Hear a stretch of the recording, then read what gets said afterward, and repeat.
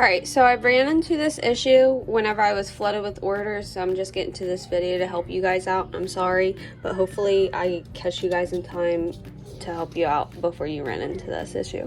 So this was supposed to be blue and it printed out pink. So let me show you. I ran a nozzle check and this was what I got from my nozzle check. My blue lines are missing. So I did a head cleaning. It'll ask you to clean the print head and you'll select yes or no.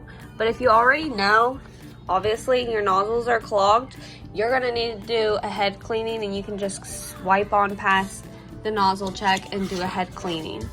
So this was the first head cleaning and the blue lines were missing, which told me the blue ink was not working. So I did a head cleaning and this was my second result here. I did it a few times and I saved the paper so I could do a video to show you guys. So hopefully I don't confuse you. But this was after the second head cleaning.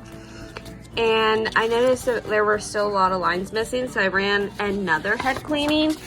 And so after 3 head cleanings, I got solid lines, which then resulted in my blue working again. So hopefully this helps, and if you guys need any help on how to do a nozzle check or head cleaning, I'm gonna post a video on that too. Thanks for watching.